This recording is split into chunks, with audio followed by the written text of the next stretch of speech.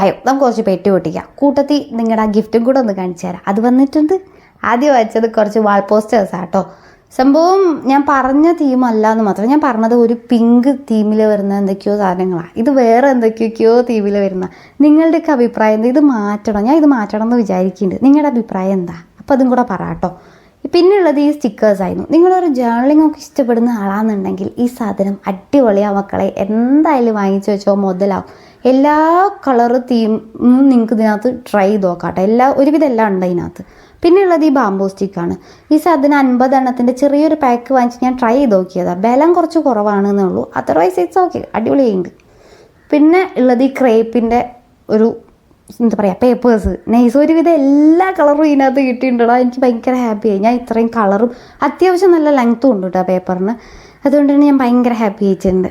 പിന്നെ ഉള്ളത് ഞാൻ കൊതിച്ച് കിട്ടിയ ഒരു സാധനമാണ് നമ്മൾ ഈ ജേർണലിങ്ങിൻ്റെ ബുക്ക്. നമുക്ക് എന്തായാലും ഒരു അടിപൊളി ജേർണലിങ് ഇതിനകത്ത് ചെയ്യണം.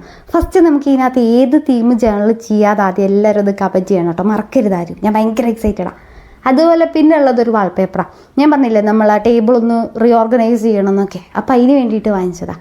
ഇത് നിങ്ങളുടെ സ്വന്തം ഗിഫ്റ്റാണ്. ഇതെന്താ നിങ്ങൾക്ക് ഗസ് ചെയ്യാൻ പറ്റുമോ? അപ്പോൾ ഗസ് ചെയ്യാൻ പറ്റുകയാണെങ്കിൽ എന്തായാലും കമൻറ്റ് ചെയ്യും. വീഡിയോ ഇഷ്ടപ്പെട്ടാൽ ലൈക്ക് ചെയ്യുക, ഷെയർ